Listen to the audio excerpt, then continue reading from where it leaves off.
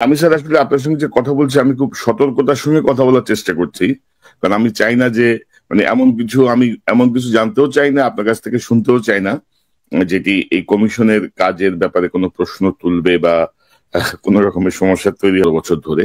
এবং কারো কারো ধরেন 10 বছরের সাজা হয়েছে, তাদেরও সাজা খাটা শেষ।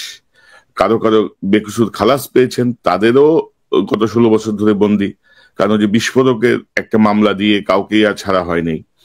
তো এখন স্যার খাজনার থেকে বাজনা বেশি আমাদের দেশে সবসময় হয়, এবং আপনাদের এই কমিশনটা বসে ধরেন যদি এদের সঙ্গে কথা বলতে চান বা এদেরকে দ্রুত মুক্তির একটা ব্যবস্থা যদি আপনারা করেন ভালো। আর এদের সঙ্গে যদি আপনারা কথা বলতে চান, আমার মনে হয় যে জেলখানার ভেতরেই যদি একটা অস্থায়ী অফিস করে এদেরকে ডেকে ইন্টারভিউ করা যায়। বক্ষণের যোগ্য নয়, বাকি যেটা ভালো আছে ওইটা আপনি বক্ষণ করবেন। তো আইনেও তাই বলে যে আপনার এই যদি এটা অ্যাড্রেস করা আমাদের পক্ষে আইনসম্মত হয়, তাহলে আমরা সেখানে হস্তক্ষেপ করব ইনশাল্লাহ। যে আমরা একটা মানুষ অন্যায়ভাবে শাস্তি পাবে, দেশের আইনে এটা কোথাও সমর্থনযোগ্য নয়। তো সেদিক থেকে আমরা আলোচনা করব, বিবেচনা করব, এবং দরকার হলে আমরা বিডিআর যে হত্যাকাণ্ড হয়েছে এটার কমিশন যে গঠন করা হয়েছে, এটার কমিশনের যিনি প্রধান মেজর জেনারেল ফজলুর রহমান, তিনি সাংবাদিক কনক সরোয়ার কাছে কথা বলেছেন কিভাবে আসলে এই কমিশনটি গঠন হয়। যেখানে কমিশন গঠন করা থেকে সরকার সরে আসছিল, তারপর তাকে প্রদান করে কিভাবে এটা ঘটানো হয়, এবং বিডিআর হত্যাকাণ্ড নিয়ে যে তদন্ত কমিশন গঠন করা হয়েছে, বিডিআর হত্যাকাণ্ড নিয়ে এটা কতটুকু সফলতা তিনি অর্জন করতে পারবেন, নাকি সরকারের অনেক বড় বড় কাজ থেকে বা সরকারের অনেক বড় উপদেষ্টা থেকে, প্রশাসন থেকে বাধা আসতে পারে। তার আলোচনা আসলে বুঝতে পারবেন যে তিনি আসলে সফলতা অর্জন করতে পারবেন কিনা এই বিডিআর হত্যাকাণ্ডের তদন্ত করে।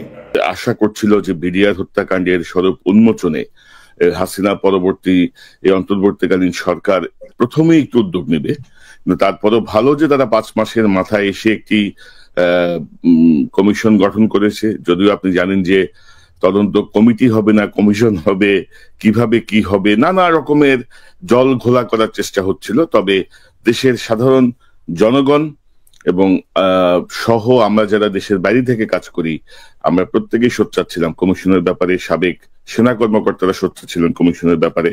তো কমিশনের প্রধানের দায়িত্ব পেয়ে আপনার প্রাথমিক অনুভূতিটা কি, বা আপনি কি ভাবছেন, এটা দিয়ে আমরা একটু শুরু করি। কনক সাহেব, আপনাকে অনেক ধন্যবাদ।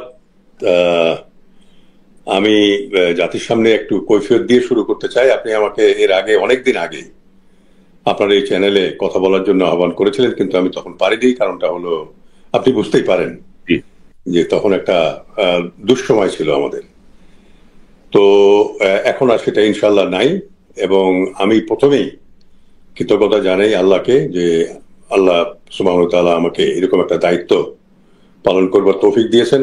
এবং আমি ধন্যবাদ জানাই প্রধান উপদেষ্টাকে এবং আমার খুবই প্রিয় স্বরাষ্ট্র উপদেষ্টা লেফটেন্যান্ট জেনারেল জাহাঙ্গীর, এবং আপনার প্রধান উপদেষ্টার প্রতিরক্ষা সহকারী লেফটেন্যান্ট জেনারেল হাফিজকে। তারা এবং আমার সঙ্গে যোগাযোগ করে প্রথমে, এবং আমি প্রথমটি ছিল যে সেটা ছিল যে হাইকোর্টের যে রায় ছিল যে 5 কর্মদিবসের মধ্যে একটা কমিশন গঠন করতে হবে, এবং সেটা হবে হাইকোর্টের একজন রিটায়ার্ড জাজকে দিয়ে। তো আমাকে যখন তারা অ্যাপ্রোচ করে, তখন আমি বললাম যে বড় মাছের লেজ হওয়ার চেয়ে পুঁটি মাছের মাথা হওয়া ভালো। তো আমি তো ওটা পারবো না, যে আমি সদস্য হওয়া আমার পক্ষে সম্ভব নয়।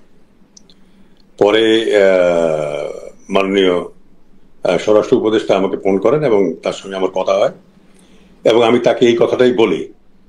তো উনি বললেন যে, তো আমার মুখ দিয়ে হঠাৎ করে বের হয়ে গেল যে যদি প্রধান তোমরা করো আমাকে, তাহলে হয়তো বা আমি চিন্তা করে দেখতে পারি। তার কিছু সময় পরে উনি টেলিফোন করে আমাকে জানালেন যে স্যার, আপনারটাই হলো, আপনি এটার হেড হবেন, প্রধান হবেন। তো আমি আল্লাহকে শুকরিয়া জানিয়েছি এই জন্যই যে বিডিআর আমি ডিজি ছিলাম, এবং যে এরকম একটা মহান দায়িত্ব যারা সারা বাংলাদেশ যাতে এফেক্টেড, এবং বিশ্বের ইতিহাসে এইরকম জঘন্য হত্যাকাণ্ড একটা স্বল্প সময়ের মধ্যে যে হয়েছে এর কোনো ইতিহাস নাই।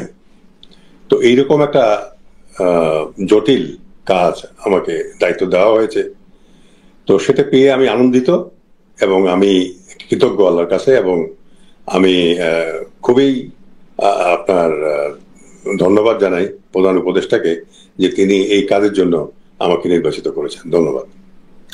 তো স্যার, আমরা যদি একটু দেখি যে একটি প্রজ্ঞাপনের মাধ্যমে 7 সদস্য বিশিষ্ট একটি কমিটি গঠন করা হয়েছে, কমিশন গঠন করা হয়েছে। তো এই পর্যন্ত আমি যতটুকু খোঁজ খবর করেছি, প্রত্যেক কমিশনের প্রত্যেকটি সদস্যই আপনার দেশপ্রেমিক, এবং তাদের মধ্য থেকে এখনো বলার মতো কিছু আমি পাইনি আর কি। মানে তারা তাদের যেই বিভিন্ন ভূমিকা বা যা কিছু আমরা দেখেছি।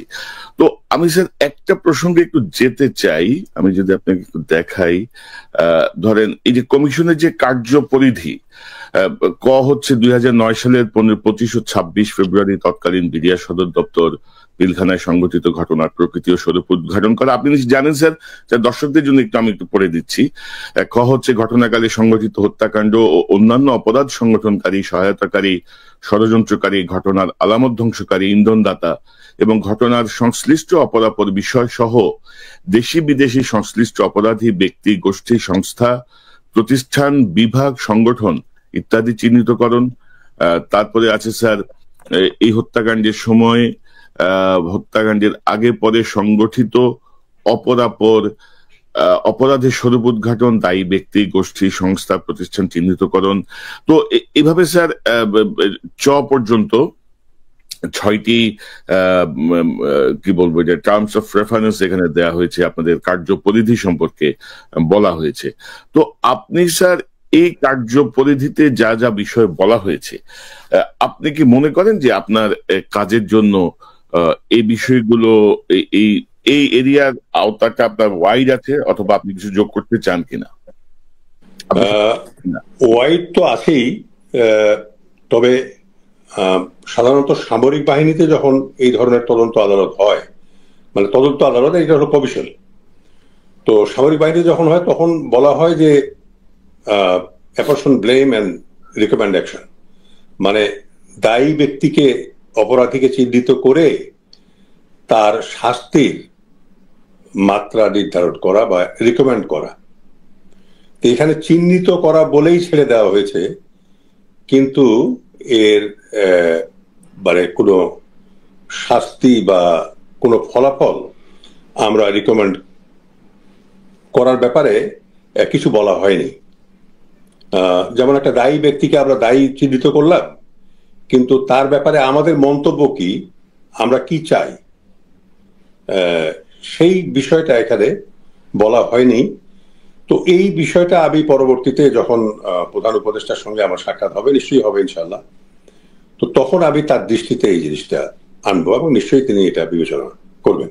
তবে এটা না করলেও আমরা চিহ্নিত করতে পারবো যে এই বিষয়গুলো আমরা চিহ্নিত করেছি এবং তার এই ধরনের ব্যবস্থা চিহ্নিত করা যেতে পারে, সেটা ওই রিকমেন্ডেশন হতে পারে।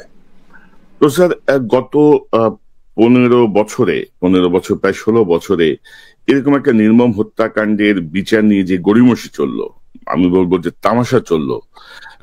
ধরেন আমরা কিন্তু আমাদের সেনাবাহিনী বলেন, আমাদের বিভিন্ন রাজনৈতিক দল বলেন, ওই 25শে ফেব্রুয়ারি আসলেই যে সভা সমাবেশ, ফুল দেওয়া বা তখন একটু আলোচনা ছাড়া, এগুলো নিয়ে খুব বেশি আমরা কিছু দেখি নাই। কিন্তু এরকম একটা মর্মান্তিক ঘটনা, এরকম একটা কি বলবো ভয়ঙ্কর ঘটনা যেটি আপনি বলছিলেন, সেটি নিয়ে এতটা নীরবতা বা এক ধরনের রাগঢাক ব্যাপারটা আপনি কিভাবে দেখেন, বা কেন হয়েছিল, বা আপনি এই কাজটা করতে যে আপনি প্রধান চ্যালেঞ্জ কি মনে করছেন দুটো বিষয়? এখন তো আমি যেহেতু কমিশনের সভাপতি বা চেয়ারম্যান, আমার পক্ষে কোনো কনক্লুসিভ বক্তব্য দেওয়া বোধহয় ঠিক হবে না। জি, শুধু এটাই আমি বলবো যে তখন সময়টা অনুকূল ছিল না, এটাই বলবো। আর এই মুহূর্তে আপনি কাজ করতে যে প্রধান চ্যালেঞ্জ কি মনে করেন আপনি এই কমিশন? আমার প্রধান যে চ্যালেঞ্জ সেটা হলো অনেকগুলো চ্যালেঞ্জ। যেমন আমি এই দেশের নাগরিক হিসেবে সংবাদপত্র আমিও পড়ি এবং টিভি নিউজ এবং আপনার এই চ্যানেলে যে বক্তব্যগুলো আপনি উপস্থাপন করেন, যে শাহনওয়াজ না কি নাম, যে শাহনাজ, তার বক্তব্য আমি শুনেছি। তো এগুলো আমি ফলো করি নিজস্ব তো আমার একটা ওপিনিয়ন তো আছেই, আমি সেটা তো আমার ভিতরে তো আছেই। তো এই যে 5ই অগাস্টের যে বিপ্লবটা হলো, এই বিপ্লবের পরে যে মানুষগুলোকে জাতি দায়ী মনে করে, আমার নিজের মতামত আমি দিচ্ছি না, জাতি যাদেরকে দায়ী মনে করে তাদের পারসেপশনে, সেটা এই লোকগুলো অনেকেই কিন্তু আপনার দেশ থেকে চলে গেছে বাইরে, এবং এদের লোকেশন আমরা কারো জানি, কারো আমরা জানি না। এখন এই লোকগুলোর লোকেশন বের করে সে দেশের সঙ্গে যদি এক্সট্রাডাইট করা যদি না যায়, প্রত্যাপন করা যদি না যায়, তাহলে আমাদের ফরেন মিনিস্ট্রি, সেই দেশের ফরেন মিনিস্ট্রি, সেখানকার যে আমাদের যে এম্বাসি, এখানকার যে এম্বাসি, আর যদি আবার সেটা কমনওয়েলথ কান্ট্রির হয় যে হাই কমিশন, এগুলোর সঙ্গে যোগাযোগ করে হয়তো বা আমাদেরকে আমাদের টিম পাঠাতে হবে, এই আপনার যে তদন্ত কমিশনের যে টিম আছে আমাদের, এদেরকে হয়তো পাঠাতে হতে পারে সেখানে তার ইন্টারভিউ করার ব্যাপারে, এবং সেই ইন্টারভিউ নেয়ার ব্যাপারে একটা সময় সাপেক্ষ হবে এই বিষয়গুলো। যদি আমরা এটাকে একবার সুন্দরভাবে, যেভাবে সবাই চায় সেইভাবে যদি আমরা নিয়ে আসতে চাই জনসম্মুখে, তাহলে ওই এটা একটু দীর্ঘসূত্রিতা হতেও পারে। মানে স্যার, সময়ের জায়গাটা আপনি কি মনে করছেন যে 16 বছর আগের এই যে ঘটনা, এই ঘটনায় কমিশনের জন্য কার্যকর একটা পদক্ষেপ নিতে কেমন সময় লাগতে পারে? কোনো ধারণা কি আপনি করতে পারেন, যদি এটা খুব আর্লি বলাটা? আমার এই মুহূর্তে ধারণা নাই। যেমন আজকের একটা ঘটনা বলি, যে আজকে আমার নজরে আসলো যে সাবেক ডিজি, যিনি বিডিআর বিদ্রোহের সঙ্গেই মানে অব্যবহিত পরেই তিনি প্রথম ডিজি যিনি দায়িত্ব নিয়েছিলেন, লেফটেন্যান্ট জেনারেল মইনুল, উনি দেশ বাইরে চলে যাচ্ছিলেন। তো তখন আমরা ইমিগ্রেশনের সঙ্গে কথা বলি, এবং তাকে, আর তার যাওয়া হয়নি, তার স্ত্রী এবং কন্যা বোধহয় চলে গেছেন, তিনি দেশে আছেন, তিনি খোলাভাবেই আছেন, তাকে কোনো অ্যারেস্ট বা অন্য কিছু করা হয়নি। আমরা তার বক্তব্য নিতে চাই, স্টেটমেন্ট নিতে চাই, এই জন্য যে ঠিক আপনার বিদ্রোহের সঙ্গে অবহিত পরেই উনি প্রথম ডিজি, এবং ওই সময়টা কেমন ছিল এটা আমাদের ওপেনিং স্টেটমেন্টে খুব, মানে আমাদের তদন্ত ওপেন করাতে এটা খুবই কার্যকরী হবে আমাদের জন্য, দিক নির্দেশনামূলক হবে। তাই জন্য আমরা বলেছি যে না, আমি নিজেও তার সঙ্গে কথা বলেছি, তিনি আমাকে রিং করেছিলেন যে না, আপনার চিন্তার কোনো কারণ নাই, আপনি আমাদের সঙ্গে আসেন, আমরা আপনার বক্তব্য নিব, এবং আগামী বৃহস্পতিবারে খুব সম্ভব আমরা বসবো আর কি, এই পরিচিতি পর্বটা সারবো আর কি, এবং ছোটখাটো যে আমরা কিভাবে কাজ শুরু করতে চাই, কার কি দায়িত্ব হবে, কিভাবে আমরা অগ্রসর হব, তো এগুলোর জন্য তো আগামী রবিবারে বা সোমবারের দিকে হয়তো আমরা তার সঙ্গে যোগাযোগ করে তার স্টেটমেন্ট নিয়ে, যদি আমরা মনে করি যে তার বিদেশ তিনি যেতে পারেন, আর যদি মনে না করি যে উনি যেতে পারবেন না, তাহলে হয়তো বা আরো কিছু সময় তাকে দেশের ভিতরে থাকতে হতে পারে। স্যার, আপনি দায়িত্ব নেওয়ার এটাই হচ্ছে সৌন্দর্য, যে আপনি সঙ্গে সঙ্গেই অ্যাকশনে যাচ্ছেন, সঙ্গে সঙ্গে বিষয়টাকে মানে কি বলবো, পুরো হোল হার্টেডলি আপনি নিয়ন্ত্রণ করার চেষ্টা করছেন, এবং এটি অবশ্যই একটি গুরুত্বপূর্ণ পদক্ষেপ। এবং আমরা এই সরকারের বিভিন্ন সময়ে আমরাও সমালোচনা করেছি যে কাজগুলো সঙ্গে সঙ্গে করা দরকার ছিল, তারা মনোযোগ দেননি। আপনাকে অভিনন্দন, কারণ মইনুল সাহেব অবশ্যই একটি গুরুত্বপূর্ণ সাক্ষী, জাস্ট ইমিডিয়েট পাস্ট ডিজি হিসেবে তিনি অনেক কিছুই জানেন। স্যার, আপনি যেটি বলছিলেন, আমার এই চ্যানেল থেকে আমি দীর্ঘদিন ধরেই স্যার আসলে এই বিডিআর এর বিষয়টা নিয়ে আমি খুব সিরিয়াসলি কাজ করার চেষ্টা করি, এবং আপনাকে আমি একটা বিষয় দেখানো লোক সামলাতে পারছি না। পিলখানায় যেদিন প্রথম আর্মিরা ঢোকে মেইন গেট দিয়ে, সম্ভবত 27শে ফেব্রুয়ারি 2009, আমি এবং আমার ক্যামেরাম্যান রাইফেল স্কোয়ার মার্কেটের পেছনে যে গ্রিল, ওই গ্রিল টপকের ভিতরে ঢুকি, এবং প্রথম যে ম্যাসাকার এবং যে গণকবর সবকিছু রিপোর্ট আমি স্যার আপনাকে একটু দেখাই, যদি দর্শক, আমরা এখন দাঁড়িয়ে আছি বিডিআর সদর দপ্তরের ভেতরে অফিসার্স মেসের একটি কক্ষে। এই রুমটি ইতিমধ্যে তছনছ করা হয়েছে। আপনারা দেখতে পাচ্ছেন যে ছড়িয়ে ছিটিয়ে আছে কাপড় চোপড়, আলমারি খোলা, সবকিছু ছিন্ন ভিন্ন ছড়িয়ে ছিটিয়ে আছে। এবং আমরা এখানে একটি ইউনিফর্ম দেখতে পাচ্ছি। ইউনিফর্মের নাম লেখা আছে রিয়াজ, এবং এখানে যে র্যাঙ্কটি রয়েছে তাতে মনে হচ্ছে তিনি মেজর পদমর্যাদার কোনো কর্মকর্তা, যিনি এখানে কর্মরত ছিলেন। তো আসলে এই রিয়াজ সাহেবের কি পরিণতি হয়েছে আমরা এখনো জানি না। আমরা হয়তো আরো বিস্তারিত তল্লাশির পরে হয়তো আমরা জানতে পারবো যে আসলে কি ঘটেছে এই রিয়াজ সাহেবের ভাগ্যে। দর্শক, এখানেও আরেকটি কর্মকর্তার কক্ষ। এখানেও আসলে সবকিছু ভেঙে চুরে তছনছ করা হয়েছে। এখানে ব্যাপক লুটপাট চলেছে আমরা দেখে বুঝতে পারছি। কারণ আপনারা দেখছেন যে এখানে বেশ কিছু জুয়েলারি বক্স আছে, কিন্তু জুয়েলারি বক্স খালি। এরকম অসংখ্য জুয়েলারি বক্স এখানে পড়ে আছে। যেমন এখানে একটি জুয়েলারি আমরা পাচ্ছি, কিন্তু বাকিগুলো সব নিয়ে যাওয়া হয়েছে।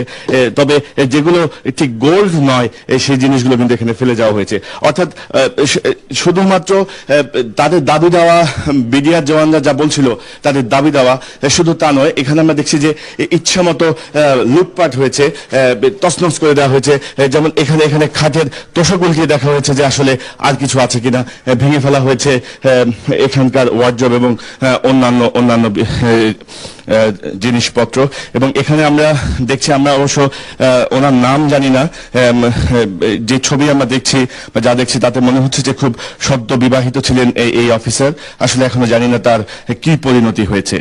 এখানে অনেক বড় রিপোর্ট, কিন্তু এই বিষয়টা আমার আবেগের সঙ্গে জড়িয়ে আছে। একদম প্রথম দিন যে বিষয়গুলো দেখেছি, এবং ইতিমধ্যে বেশ কিছু গুরুত্বপূর্ণ ব্যক্তির ইন্টারভিউ, বেশ কিছু ডকুমেন্টেশন যেগুলো আমার চ্যানেলে করা হয়েছে, যার জন্য আমি বিষয়গুলোর সঙ্গে খুব বেশি একাত্মতা অনুভব করি আর কি। আমি মনে প্রাণে চাই যে একটি সঠিক বিচার হোক।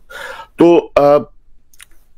এই যে বিডিআর এর ঘটনা, আমরা যে মন্ত্রী পরিষদ বিভাগের যে আদেশ বা চিঠি, সেখানেও আমরা দেখছি যে মানে দেশের বাইরে দেশের বাইরের কথা তারা বারবার মেনশন করেছেন। এবং অনেকেই মনে করেন যে 2000, আমি যদি একটু আপনাকে দেখাই, বড়াইবাড়ি যুদ্ধ কুড়িগ্রামে 20 বছর আগে যে সংঘাতে 16 জন ভারতীয় রক্ষী নিহত হয়েছিল, সেই সময় আপনি সম্ভবত ছিলেন হচ্ছে 2021 সালের রিপোর্ট এটি। তার মানে হচ্ছে 16 সাথে আরো 3 বছর যোগ হবে। 19 বছর আগের একটি ঘটনার জের ধরে এই বিডিআর হত্যাকাণ্ডটি সংঘটিত হয়েছিল, এটি অনেকেই মনে করেন। এবং বর্তমান সময়ের এই প্রজন্মের অনেকেই আসলে পূর্বাপর জানেন না। আপনার কাছ থেকে একটু জানতে চাই। এটা পদুয়া এবং রৌমারী দুটো যুদ্ধ হয়েছিল ভারতের সঙ্গে আমাদের। রৌমারী যুদ্ধটাকে বুঝতে হলে আপনার পদুয়াটাকে বুঝতে হবে। পদুয়া হলো সিলেটের একটা জায়গা, ওখানে আমাদের বর্ডারের প্রায় 1.5 কিলোমিটার ভিতরে ওখানে মুক্তিযুদ্ধের সময় একটা ক্যাম্প ছিল, যেখানে মুক্তিযোদ্ধারা এবং ভারতীয় সৈন্য যারা আমাদেরকে সহায়তা করেছিল তারা একসঙ্গে ক্যাম্প করে ওখানে ছিলেন। তো ওখান থেকে তারা যুদ্ধ করতো ভিতরে এসে। তো স্বাধীনতা যখন হয়ে যায় তখন আমাদের মুক্তিযোদ্ধারা তো ওই ক্যাম্প ছেড়ে চলে আসে, কিন্তু ওই ভারতীয়রা ওখানে, ভারতীয় বাহিনী ওখানে থেকে যায়। এবং ওইটা প্রায় 30 একরের মতো একটা জায়গা। ওই জায়গাটাকে তারা একেবারে, আমাদের লোকজন তো ওখানে ছিল না, কাজে খাসিয়াদেরকে নিয়ে এসে ওখানে বসতি স্থাপন করে ওর ডেমোগ্রাফি চেঞ্জ করে ফেলে ওখানকার, এবং সুরক্ষিত করে। তো এইটা আমরা বারবার তাদেরকে বলেছি যে তোমরা এটা ছেড়ে দাও। তো যাই হোক, ওরা আর ছাড়েনি। তো যাই হোক, ওখান থেকে পশ্চিম দিকে আরো 10.5 কিলোমিটার দূরে তাদের আরেকটা ক্যাম্প ছিল। ওই ক্যাম্প থেকে তারা নোম্যান্স ল্যান্ডের উপর দিয়ে রাস্তা বানিয়ে ওই ক্যাম্পকে কানেক্ট করতেছিল আর কি। পরে রাস্তাটা কাঁচা থেকে পাকা করবে আর কি। তো রাস্তা যখন প্রায় 4.5 কিলোমিটারের মতো হয়, এটা প্রথম থেকেই আমরা ওই সময় স্বরাষ্ট্র মন্ত্রণালয়কে আমরা সিচুয়েশন রিপোর্ট দিচ্ছিলাম যে এরকম তারা রাস্তা তৈরি করতেছে। তো ওখান থেকে যখন কোনো আদেশ আসেনি, রাস্তা প্রায় 4.5 কিলোমিটার হয়ে গেছে, তখন আমি আইন কানুন দেখলাম, আমার স্টাফ অফিসারদের সঙ্গে পরামর্শ করলাম। তো ওখানে লেখা আছে যে আমি ডিজিবিডিএর হিসেবে বাংলাদেশের স্বাধীন সার্বভৌম জমিতে 3টা টেম্পোরারি ক্যাম্প আমি এস্টাবলিশ করতে পারি। তো তখন আমি আদেশ দিলাম সিলেট সেক্টরকে যে তোমরা প্রায় 200-র মতো ফোর্স ওখানে মুভ করে দাও। মুভ করে দিয়ে 3 দিকে 3টে ক্যাম্প করে ওই ভারতীয় যে বিএসএফ ক্যাম্প আছে ওটাকে ঘেরাও করে ফেলা এবং তাদেরকে সারেন্ডার করতে বাধ্য করা। তো সেটা 15-16 রাত ছিল 2001 সালে, আপনার এপ্রিল মাসে 15-16 রাত। তো আমরা গেলাম, ওখানে যাওয়ার পরে আমাদের ফোর্স গুলো ফায়ার করেনি, বিএসএফ 6টা গুলি ফায়ার করার পরে তারা সারেন্ডার করে। ওখানে প্রায় 70 জনের মতো তাদের ছিল। এরপরে আপনার আমাদের ওখানে ডাউকি, যে এটা মেঘালয়ের ডাউকিতে আমাদের সেক্টর কমান্ডার ওখানে কর্নেল আসিফ ছিলেন, আর ভারতের তার কাউন্টার পার্ট, তাদের সঙ্গে নেগোসিয়েট হচ্ছিল যে এই ফোর্স গুলোকে কি করে উইথড্র করে নিয়ে যাবে আর আমরা ক্যাম্পটা তো দখলেই আসি। এইদিকে যখন নেগোসিয়েশন চলছে 17 তারিখ 18 তারিখ, তো ওই 18 তারিখে ভোরবেলা, তো 16 তারিখ 17 তারিখ 2 দিন নেগোসিয়েশন হয়েছে। 18 তারিখ ভোরবেলা আপনার ওখান থেকে প্রায় 200 কিলোমিটার উত্তর পশ্চিমে বড়ইবাড়ি, যেটা আর কি রৌমারী উপজেলার, ওইখানে আমাদের একটা ক্যাম্প আছে। তো ওই ক্যাম্পে আমাদের ওই সময় ছিল প্রায় 10 জনের মতো সোলজার আর কি। তো ওইটাকে আক্রমণ করার জন্য তারা প্রায় 1 ব্যাটালিয়ন মানে 1000 সৈন্য নিয়ে তারা আসে। তারপর তো এসে ওই ভোর রাত্রে ওখানে মিনহাজ নামে এক ছেলে, ও জমিতে পানি দিতে যাচ্ছিল, তো তাকে জিজ্ঞাসা করছে যে ক্যাম্প কোথায়। তো সে উল্টো দিকে দেখে দিয়ে ক্যাম্পে দৌড়ে এসে খবর দিয়েছে যে এরকম বহু বিএসএফ ঢুকেছে। আসলে ছিল ওরা ভারতীয় আর্মি কিন্তু। তো তারপরে আপনার এই 10 জন সৈনিক, তা আমাদের কমিউনিকেশন কিন্তু ক্যাম্প পর্যন্ত আছে। তা আমি কমান্ডটা টেক ওভার করে নিই এবং পাশে কোম্পানি কমান্ডার ছিলেন একজন জেসিও, জুনিয়র কমিশন অফিসার। তো তাকে আমি বলি যে আপনি যে কোনো প্রকারে হোক ক্যাম্পে পৌঁছে যান। তো সে ক্যাম্পে পৌঁছে যায়। আমি বললাম যে আপনারা কেউ ফায়ারিং করবেন না, বিএসএফকে একেবারেই কাছে আসতে দেন, এর মধ্যে যত সময় লাগে তারা নষ্ট করতে পারে, কাছে আসলে তারপরে ফায়ার করবেন। তো যাই হোক, এদিকে আমি আবার ওই যে ময়মনসিং, তারপরে নেত্রকোনা, ওখানে শাহরুজ্জামান ছিলেন, আর ময়মনসিং এ কর্নেল এনায়েত ছিলেন, এদেরকে আমি সঙ্গে সঙ্গে বলে দিলাম যে এরকম তোমাদের ট্রুপস মুভ করে দাও। আর আমি এখানে বিডিআর হেডকোয়ার্টার যে ছিল, এখানকার হেডকোয়ার্টার ব্যাটালিয়নকে বাসে করে আমি পাঠিয়ে দিই। তো যাই হোক, ওরা ওই ক্যাম্প খুঁজে পেতে বেশ কিছু সময় তাদের নষ্ট হয়ে যায়। ইতিমধ্যে আমাদের ক্যাম্পে যারা ছিল তারা ফায়ারিং ওখানে যখন শুরু হলো তখন ওরা পজিশন নেয়। তো বিএসএফ এর ধারণা ছিল যে এরা মানে ক্যাম্প ছেড়ে চলে গেছে তাদের সংখ্যা দেখে, কিন্তু না, তা তো যায়নি। যখন কাছাকাছি এসে তখন তারা ফায়ারিংটা ওপেন করে। এইদিকে বেলা 10:30টার মধ্যেই কিন্তু ওই যখন গোলাগুলি চলতেই ছিল, তখন কিছু মুক্তি ফৌজ এবং ওখানকার আর্মির যারা রিটায়ার্ড সোলজার তারা গিয়ে ক্যাম্পে কিন্তু ওই স্থান নেয় এবং তারা ওই এলএমজি এবং অন্য রাইফেল গুলো ফায়ার করে। তো ওখানে আমাদের একজন শাহাদত বরণ করে। পরবর্তীতে 10:30টার দিকে আমাদের হেডকোয়ার্টার ফোর্স, তারপরে নেত্রকোনা এবং ময়মনসিংহ এর ফোর্স ওখানে গিয়ে পৌঁছে যায় 400-র মতো। তো ওদেরকে আমরা ওপেন গ্রাউন্ডে পেয়ে যাই এবং সমস্ত ব্যাটালিয়ন প্রায় তাদের ম্যাসাকার হয়ে যায়। ওরা 18টা ডেড বডি নিয়ে যেতে পারেনি, কিন্তু আমাদের ইন্টেলিজেন্সের লোক ওপারে যারা ছিল তারা আমাদের খবর দিয়েছে 400-র মতো সৈনিক তাদের নিহত হয় সেটাতে। এই আর্মি, ওদের ব্ল্যাক ক্যাট সোলজার ছিল, সেও মারা যায় ওখানে।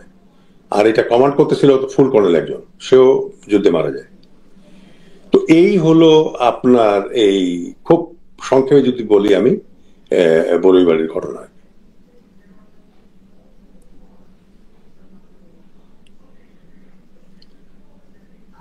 অনেকে মনে করেন বা যারা এগুলো নিয়ে গবেষণা করেন তারা মনে করেন যে এইটি হচ্ছে আসলে বিডিআর যে মেসাকার বা যে হত্যাকাণ্ড, যে গণহত্যা বিডিআর এর ভিতরে চালানো হয়েছে তার পেছনের একটি অন্যতম কারণ, একটি প্রতিশোধ প্লীহা থেকে এটি হয়েছে। অর্থাৎ আমরা যদি দেখি যে সীমান্তে দায়িত্ব পালনকারী আমাদের যত দেশপ্রেমিক অফিসার ছিলেন প্রত্যেককে একটি জায়গায় জড়ো করে তারপর সেখানে এই হত্যাযজ্ঞ চালানো হয়। তো আমরা নিশ্চয়ই তার সুরাহা চাই। এবং এই মুহূর্তে স্যার এই কাজ করতে যে আপনি সবচেয়ে বেশি চ্যালেঞ্জ কি মনে হচ্ছে আপনার, মানে প্রাথমিকভাবে কোন জায়গাটাকে আপনি চ্যালেঞ্জ মনে করছেন?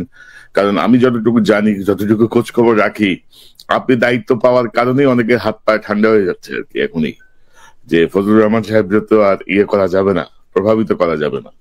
তো আপনি স্যার কোথায় চ্যালেঞ্জ অনুভব করেন কিনা, কোন চ্যালেঞ্জ আপনি আছে মনে করেন কিনা?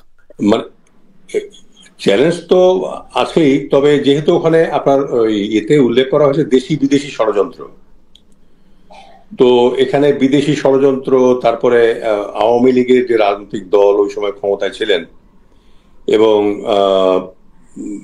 Section 31 manual of military law যদি আমরা স্টাডি করি, তাহলে দেখা যাবে যে ওখানে যেখানেই এই ধরনের বিদ্রোহ হবে, সে আনসারে হোক, পুলিশে হোক, আর্মিতে হোক, বিজিবিতে হোক, এটা সেনাপ্রধানের দায়িত্ব যে তিনি সেটাকে দমন করবেন। কিন্তু আমরা দেখলাম এই ক্ষেত্রে যে তিনি প্রধানমন্ত্রীর অফিসে বসে থাকলেন এবং প্রধানমন্ত্রী দায়িত্ব নিয়ে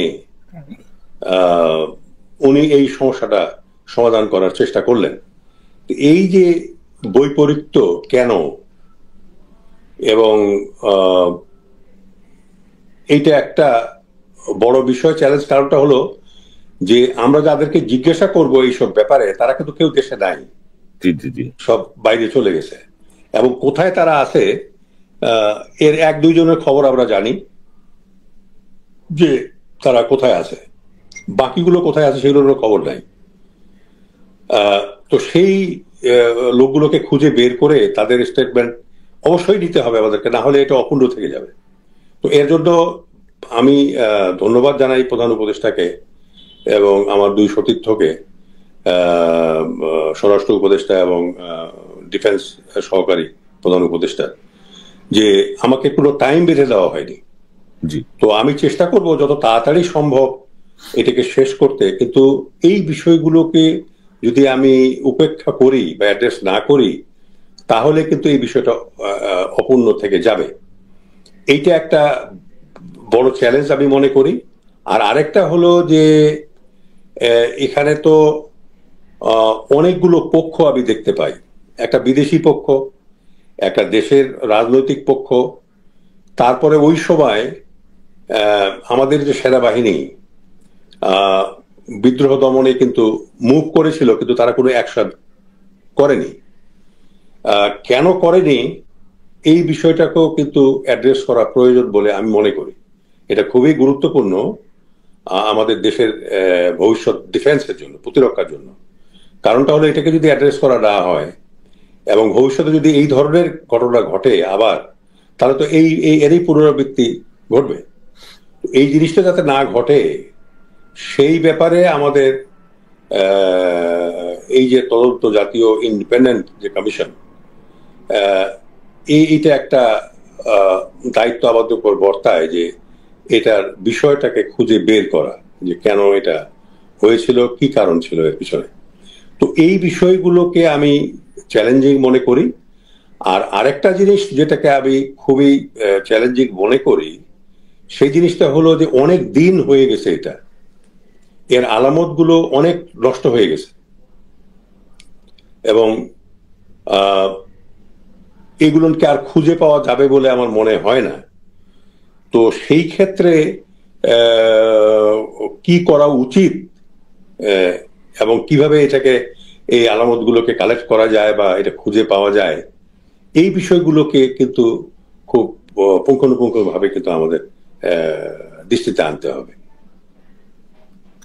জি, আমি স্যার আসলে আপনার সঙ্গে যে কথা বলছি, আমি খুব সতর্কতার সঙ্গে কথা বলার চেষ্টা করছি, কারণ আমি চাই না যে মানে আমি এমন কিছু জানতেও চাই না, আপনার কাছ থেকে শুনতেও চাই না যেটি এই কমিশনের কাজের ব্যাপারে কোনো প্রশ্ন তুলবে বা কোনো রকমের সমস্যা তৈরি হয় প্রথমেই। তো আপনি যেটি বলছিলেন যে শুধু এই যে ধরেন সেনাবাহিনীর যেটি সেনা মেটার, মানে সামরিক বিষয়টাকে বেসামরিক ভাবে সমাধানের মাধ্যমে এক ধরনের অপকৌশল আমরা দেখেছি, যে আমরা বিভিন্ন সময় আলোচনা করেছি। শুধু তাই নয়, এই ঘটনায় যারা বিভিন্ন সময় প্রতিবাদ করেছেন, এই ঘটনায় যারা ক্ষোভ দেখিয়েছেন, তারাও কিন্তু আসলে গত 16 বছর ধরে অনেকে মানবতার জীবনযাপন করেছেন, কেউ কোনো চাকরি পান নাই, নানাভাবে হিউমিলিয়েট হয়েছেন। আমার মনে হয় যে কমিশনের মাধ্যমে এই বিষয়গুলো এবং তাদের ক্ষতিপূরণের বিষয়টাও নিশ্চয়ই আপনি সামনে আনবেন।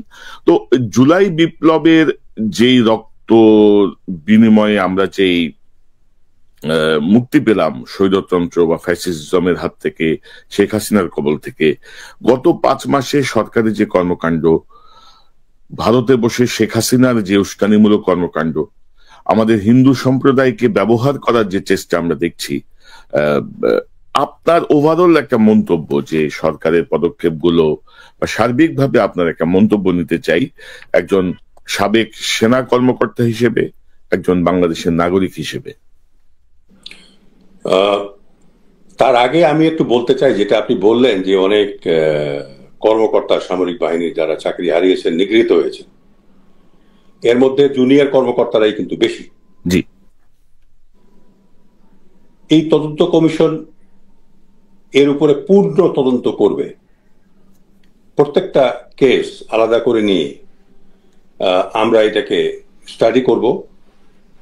যে অফিসাররা নিগৃহীত হওয়ার শিকার হয়েছে, নিগৃহীতের শিকার হয়েছেন, আমরা খুব সহমর্মিতার সাথে এই বিষয়গুলোকে আমরা নজরে নিব, ডিল করব, এবং তাদের জন্য কি করা উচিত সেই বিষয়গুলো আমরা চিহ্নিত করব তাদের ব্যাপারে। এটা গেল সৈনিকদের ব্যাপারে, মানে অফিসারদের ব্যাপারে। এবং সৈনিকদের ব্যাপারে আমি একই পদ্ধতি আমরা গ্রহণ করব।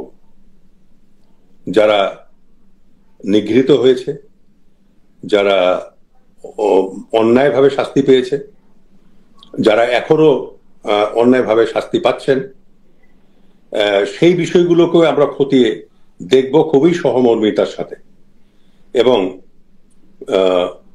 কি করে যারা নির্দোষ আমাদের চোখে প্রমাণিত হবে তাদের ব্যাপারে আমরা একেবারে যতটুকু করা উচিত বরং তার চেয়ে বেশি আমরা সহমর্মিতার সাথে, যাতে তারা ক্ষতিপূরণ পান, যাতে তাদের অন্তরের মধ্যে যে ক্ষত সৃষ্টি হয়েছে, আমি কিন্তু অফিসার সোলজার উভয়কেই বলছি, যে ক্ষত সৃষ্টি হয়েছে সেটাকে যতটুকু সম্ভব আপনার এটাকে মিনিমাইজ করা যায়, তাদের মনে শান্তি ফিরিয়ে আনা যায়, ক্ষোভের অপসারণ হয়, এবং যেভাবে তারা চান আমরা সেটাকেও কিন্তু গুরুত্ব দেব। দরকার হলে আমরা সারা বাংলাদেশ ভিজিট করে ওই প্রত্যেকটা জায়গাতে গিয়ে আমরা দেখার চেষ্টা করব যে স্টেটমেন্টে যা বলা হয়েছে বাস্তবে সেটা মেলে কিনা। এই বিষয়গুলো আমরা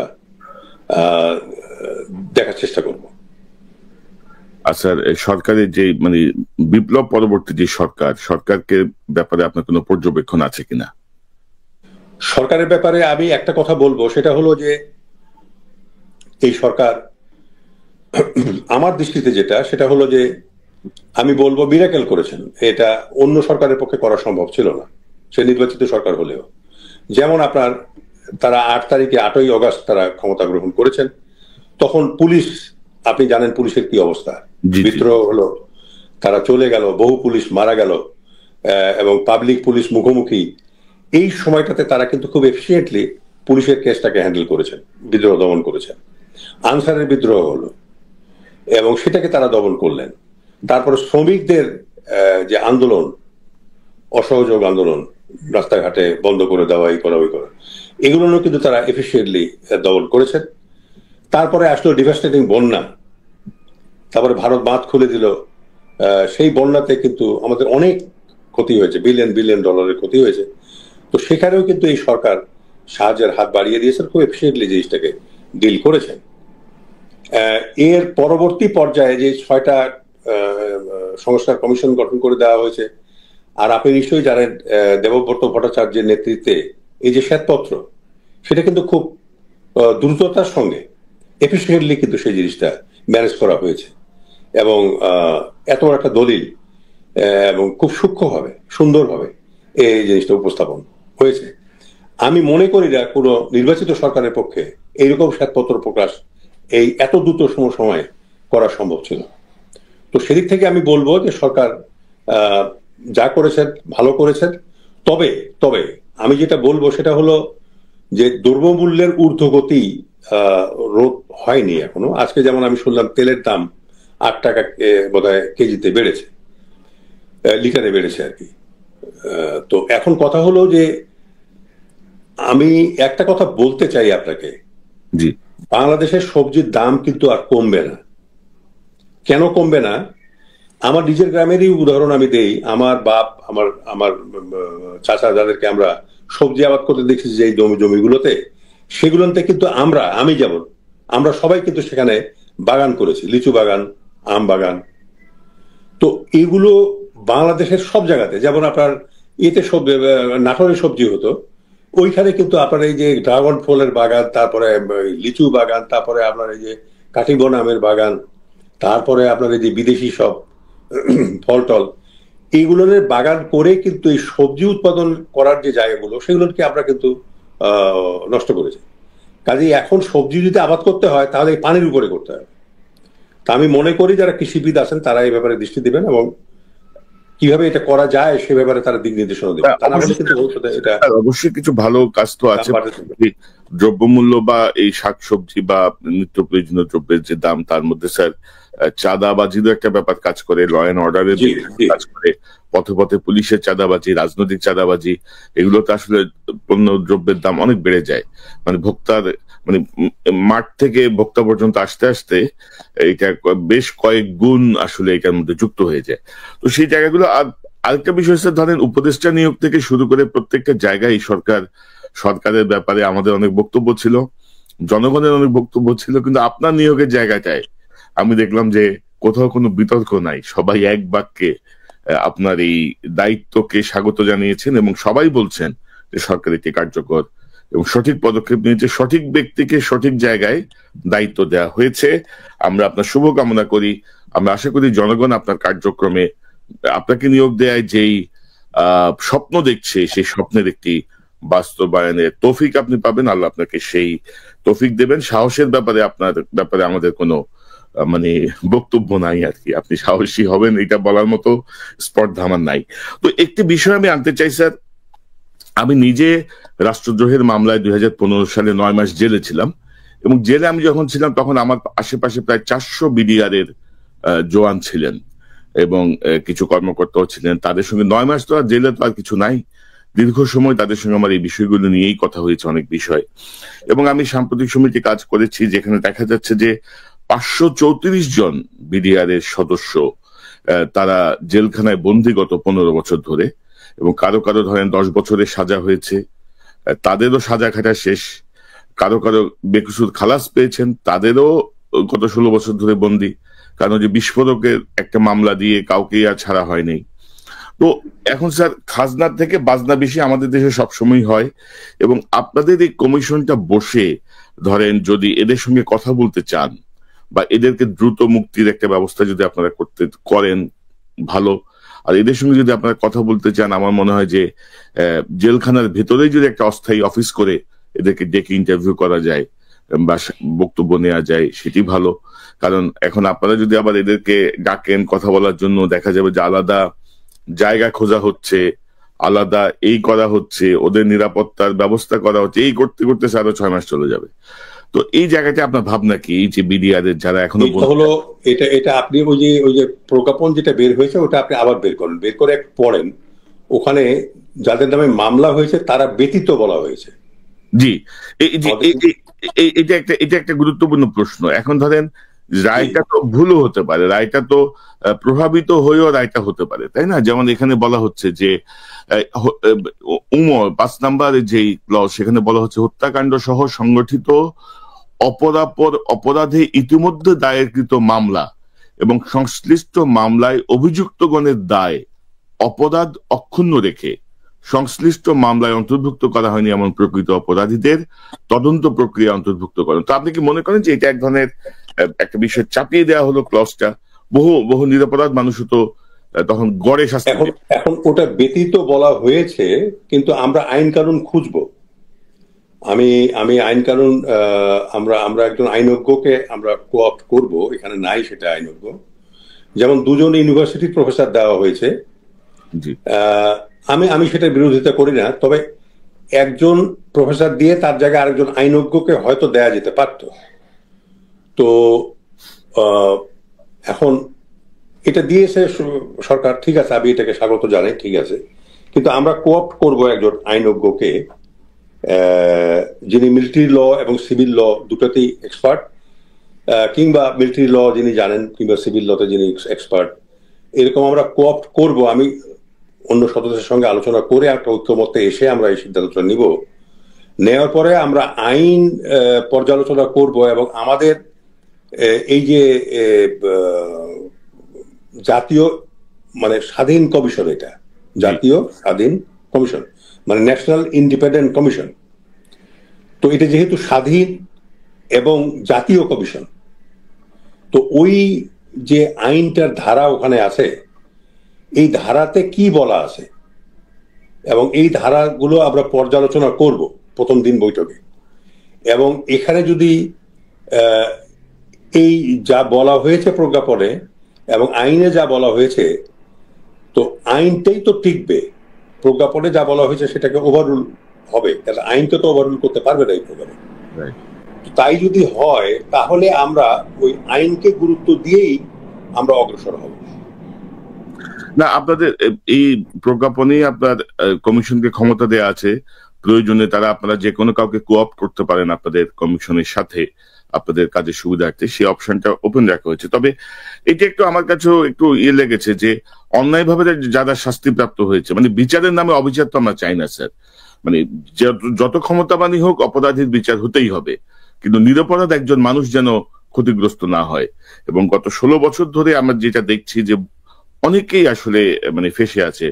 এরকম একটা ঘটনা আমার প্রোগ্রামে আলোচনায় এসছে যে একজন ছিলেন বিয়ের ছুটিতে, তিনি বিয়ে শেষ করে এসে যোগ দিয়েছেন, তিনিও 16 বছর ধরে বন্দী এবং হাইকোর্ট থেকে তার জামিন হয়েছিল, সেটি চেম্বার জজ স্থগিত করে দিয়েছে, এরপরে তিনি আর বেরোতে পারেননি। তো এইটা আমার উইজডম বলে, মানে যদিও আমি আইনজ্ঞ নই, আইনের চোখে যেটা বেআইনি সেটা বাতিলযোগ্য। জি, যতটুকু বেআইনি ততটুকুই বাতিলযোগ্য। তার মানে একটা আমের যতটুকু পচে গেছে ওইটা বাতিলযোগ্য, ওটা ভক্ষণের যোগ্য নয়। বাকি যেটা ভালো আছে ওইটা আপনি ভক্ষণ করবেন। তো আইনেও তাই বলে যে আপনার এই যদি এটা অ্যাড্রেস করা আমাদের পক্ষে আইনসম্মত হয় তাহলে আমরা সেখানে হস্তক্ষেপ করব ইনশাল্লাহ। যে আমরা একটা মানুষ অন্যায়ভাবে শাস্তি পাবে, দেশের আইনে এটা কোথাও সমর্থনযোগ্য নয়। তো সেদিক থেকে আমরা আলোচনা করব, বিবেচনা করব এবং দরকার হলে আমরা প্রধান উপদেষ্টার সঙ্গে বসে তার দৃষ্টিতে অবশ্যই আমরা এই বিষয়গুলো আনার চেষ্টা করব। কারণ স্যার আমাদের সংবিধান অনুযায়ী কিন্তু স্যার যে এই সংবিধানের সঙ্গে সাংঘর্ষিক যে কোনো আইন কিন্তু অটোমেটিক বাতিল হয়ে যায়, বাতিল হয়ে যাওয়ার বিধান আছে। যে সংবিধানের মূল নীতির বা মূল বক্তব্যের সঙ্গে সাংঘর্ষিক কোনো আইন তো আপনি করতে পারবেন না। তো আমরাও চাই যে অপরাধীর কঠোরতম শাস্তি হোক, নিরপরাধীর যেন কোনোভাবেই যেন ক্ষতিগ্রস্ত না হয়, সে বিষয়টি আশা করি আপনি দেখবেন। আপনাকে অসংখ্য ধন্যবাদ, আপনি যোগ দিয়েছেন স্যার। আমার অনেক রাত বাংলাদেশে এখন, এবং পাশাপাশি যে দুটো বিষয় গুরুত্বপূর্ণ আমি মনে করি, একটি হচ্ছে কমিশনের যে শাস্তির যে সুপারিশ করার একটি বিধান সংযুক্ত হওয়া উচিত, যেটা আপনারা সুপারিশ করতে পারেন তার বিরুদ্ধে এতটুকু, এবং ক্ষতিগ্রস্ত নিহত যারা হয়েছেন তাদের প্রত্যেকের পরিবারকে ক্ষতিপূরণ বা তারা যেভাবে নিগৃহীত হয়েছেন সেই জায়গাগুলো বিনা বিচারে যাদের উপর জুলুম করা হয়েছে সেই বিষয়গুলো নিয়ে সেই সুরাহার জন্য প্রয়োজনীয় যে বিষয়গুলো, সেই বিষয়গুলো নিশ্চয়ই আপনি প্রধান উপদেষ্টার সঙ্গে যখন আপনার সাক্ষাৎ হবে আপনি নিশ্চয়ই এই বিষয়গুলো মনোযোগে আকর্ষণ করবেন, এবং আমি আশা করি ডক্টর ইউনূস তিনি কার্যকর পদক্ষেপ নেবেন। স্যার, আপনার শেষ যদি কোনো মন্তব্য আপনি করেন আজকের অনুষ্ঠানে। আমি একটা কথাই বলতে চাই, যেই দেখ এটা আসে আল্লাহর তরফ থেকে, তো আমি এটা জাস্টিস করার চেষ্টা করব। আমার যতটুকু আল্লাহ ধৈর্য দিয়েছেন, জ্ঞান দিয়েছেন, শক্তি দিয়েছেন শরীরে, আমি চেষ্টা করব এই এই এই পুরো বিষয়টার অন্তর্নিহিত স্বরূপ যেটা সেটাকে উদ্ঘাটন করার, এবং এর সঙ্গে কারা জড়িত সেটাকে আমি চিহ্নিত করার চেষ্টা করব, এবং শেষে আমি চিহ্নিত করব কি করণীয়, যদিও সেখানে বলা হয়নি, বাট চিহ্নিত করব, যে করণীয়টা চিহ্নিত করব আমি, যেহেতু চিহ্নিতকরণ এর একটা ওয়াইড অনেক বিশদ একটা বিস্তৃতি আছে মানের। তো এইটাকে আমরা অ্যানালাইজ করব, এই ব্যাখ্যা করব জিনিসটার কথাটা, যে আপনার চিহ্নিত করা। তা আমরা বলতেই পারি যে যে আমরা চিহ্নিত করেছি এই করা উচিত, এগুলোকে আমরা চিহ্নিত করেছি, এইভাবেও জিনিসটা কিন্তু বলা যেতে পারে যদি এর সঙ্গে সুপারিশ করার বিষয়টা সংযোজিত যদি না হয়। আমরা বলতে পারবো যে আমরা চিহ্নিত করেছি এই করা যেতে পারে। জি, এবং স্যার আমরাও আশাবাদী যে বিডিআর এর এই নির্মম হত্যাকাণ্ডের মধ্য দিয়ে গত 15 বছরে শেখ হাসিনা যেভাবে আমাদের দেশপ্রেমিক সেনাবাহিনীকে ক্ষতিগ্রস্ত করেছেন, সাধারণ মানুষের কাছে সেনাবাহিনীকে যেভাবে তিনি কি বলবো অমর্যাদাকর ভাবে তুলে ধরেছেন বিভিন্ন সময়ে, আমি আশা করি যে এই কমিশনের পদক্ষেপের মাধ্যমে সেটির অবসান হবে এবং ভবিষ্যতে কেউ যেন আমাদের দেশপ্রেমিক সেনাবাহিনীকে যেন রাজনৈতিকভাবে ব্যবহার করতে না পারে তারও একটি পথ বন্ধ হবে। এবং জেনারেল ফজলুর রহমান সাম্প্রতিক কদিন আগে গুম কমিশনের সদস্য জনাব নূর খান আমার সঙ্গে যোগ দিয়েছিলেন, তাকে আমি বলেছি আপনার মাধ্যমে প্রথমে আমরা বলতে চাই যে আমাদের পূর্ণ সমর্থন থাকবে আপনাদের কার্যক্রমের প্রতি। আমরা যারা বিদেশ থেকে যে কয়েকজন কাজ করি, দেশের জন্য কাজ করি, তাদের পূর্ণ সমর্থন থাকবে। কোথাও যদি কোনো রকমের প্রতিকূলতা আপনারা অনুভব করেন, বাংলাদেশের সংবাদপত্র কি করতে পারবে আমি জানি না, বাট আমাদের পূর্ণ সমর্থন আপনারা পাবেন। এবং দর্শক দেশে বিদেশে যারা এই ঘটনার সঙ্গে সংশ্লিষ্ট, আমরা আহ্বান করি তথ্য দেওয়ার জন্য। আপনারা সরাসরি নিশ্চয়ই গুম কমিশন বা বিডিআর এর এই কমিশনের কাছে তথ্য পাঠাতে পারেন, সাক্ষ্য দিতে পারেন। কেউ যদি যোগাযোগে অসুবিধা হয় সেই জায়গাটাতেও আমরা আপনাদেরকে সহযোগিতা করতে পারি, আপনাদের মানে জায়গা মতো আপনাদেরকে পৌঁছে দেওয়ার জন্য, আপনাদের তথ্যটিকে পৌঁছে দেওয়ার জন্য। স্যার আপনাকে অসংখ্য ধন্যবাদ। আপনাকে অনেক ধন্যবাদ। দর্শক এতক্ষণ যারা এই অনুষ্ঠান শুনলেন নিশ্চয়ই আপনারা এই আলোচনার মর্মার্থ উপলব্ধি করতে সক্ষম হবেন।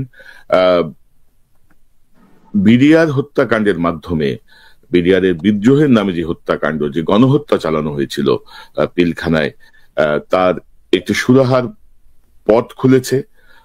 ঘটনার রহস্যের উন্মোচনের পাশাপাশি প্রকৃত দায়ী ব্যক্তিদের চিহ্নিত করা এবং তাদের বিচারের জন্য আমরা আশায় বুক বাঁধতে শুরু করেছি। কারণ জেনারেল আলম ফজলুর রহমান এই কমিশনের দায়িত্ব পেয়েছেন। আমরা সবাই আশাবাদী যে ঘটনার একটি প্রকৃত স্বরূপ যেমন বেরিয়ে আসবে, তেমনি দায়ী ব্যক্তিরা বিচারের সম্মুখীন হবে এবং ভবিষ্যতে দেশি বিদেশি কোনো শক্তি বা এই জাতীয় কোনো ঘটনা ঘটানোর মতো দুঃসাহস তো দূরের কথা, স্বপ্নেও তারা যেন ভাবতে না পারে, সেই জাতীয় একটা কঠোর পদক্ষেপ আমরা গ্রহণ করতে পারবো। পাশাপাশি আবারও বলি, আমাদের পূর্ণ সমর্থন থাকবে এই বিডিআর কমিশনের প্রতি, যেমনটি আছে আমাদের গুম কমিশনের প্রতি। দর্শক এই চ্যানেলটি সাবস্ক্রাইব করে আমাদের পাশে থাকুন, এই চ্যানেলের মেম্বারশিপ নিয়ে আমাদের পাশে থাকুন। আবারও দর্শক আলোচনা শুনেছেন, শুনে বুঝতে পেরেছেন, তিনি বলেছেন তার জন্য একটা চ্যালেঞ্জ এবং তাকে প্রধান উপদেষ্টা ফোন দিয়ে এই বিষয়টি নিশ্চিত করেছে তিনি প্রধান হলে কাজ করবেন বলে জানিয়েছেন। তো তাকে অনেক আগে থেকে আমি চিনি, তার কথাবার্তা শুনি, তিনি একজন সৎ মানুষ, ভালো মানুষ।